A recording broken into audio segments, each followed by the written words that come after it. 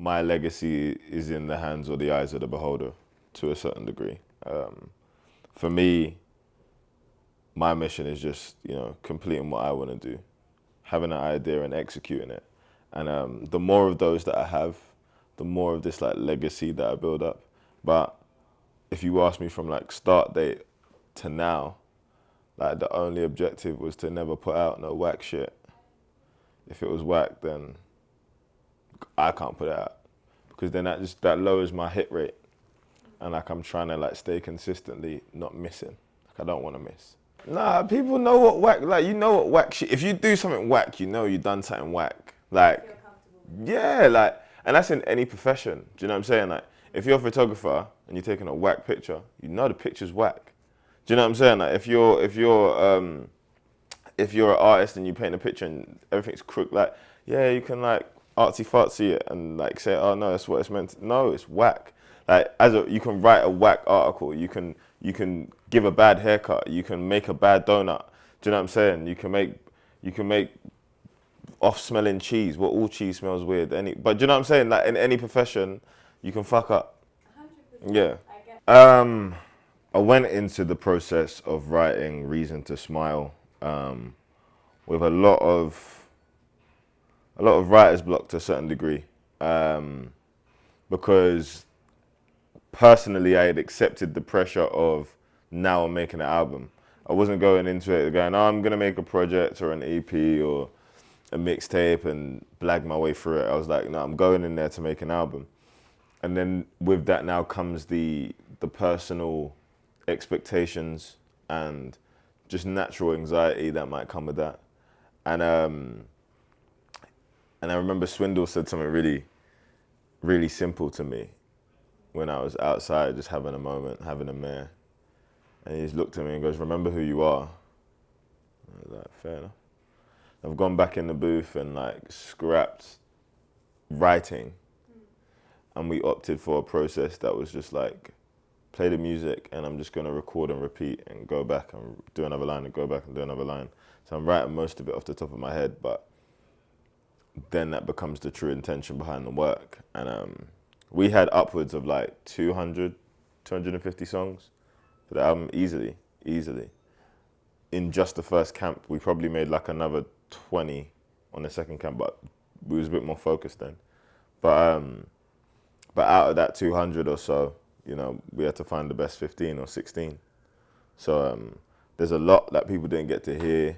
There's a lot of songs that got to a point of being worked on that's genuinely ridiculous and will never get heard by anyone. Just like, nothing's free. Do you know what I'm saying? So by the time you've gone and got your choir and you've got the guitarist to come put some licks down and you've got the saxophone in and you've got the string section, and then you just go, nah. No one's ever gonna hear it. I'm fortunate, I think, as well as like the feature list just being heavy in general, everybody on there has worked themselves into a position of it meaning something,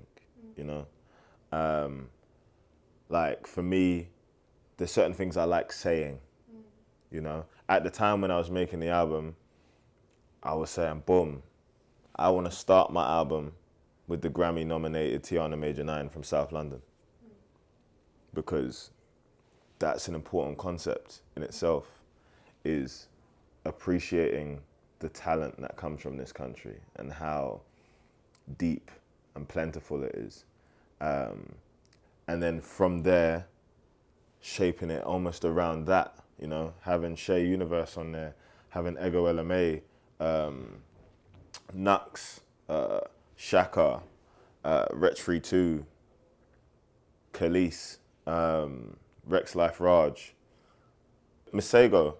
I gotta forget Masego. Yeah. Masego's on the album. That's my G. Like, I've been fortunate enough to be able to work with a lot of people. I'm purely out of respect for the art, I just tell people what it is. I don't give a fuck. That's like the bottom line, is like, nothing is ever that deep. we will live, survive. Did you die? No.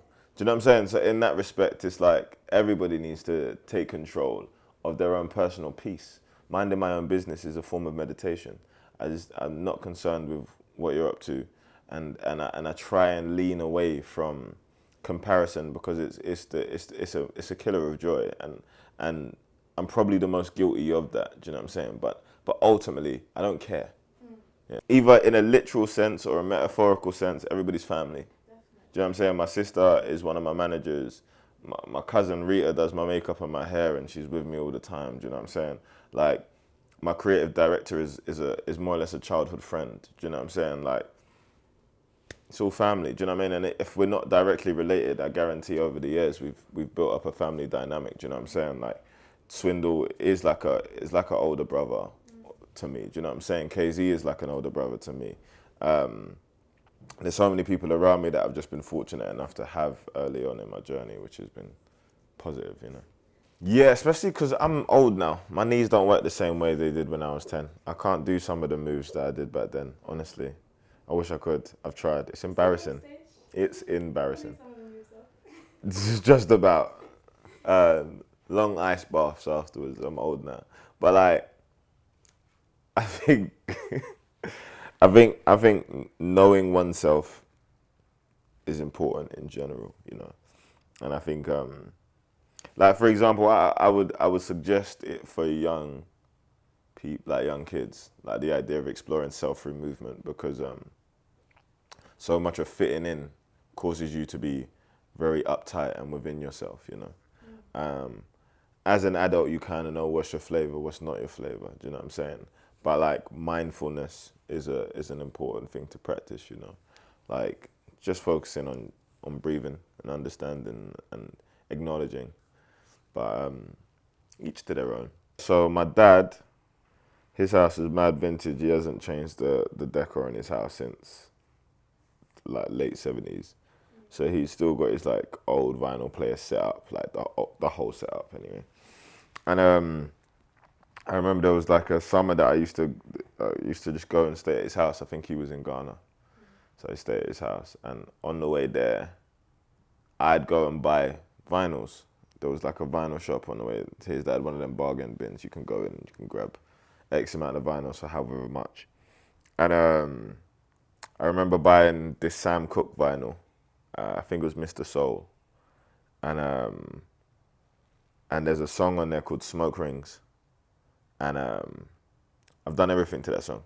I've laughed to that song, I've cried to that song, I've smoked to that song, I've slept to that song.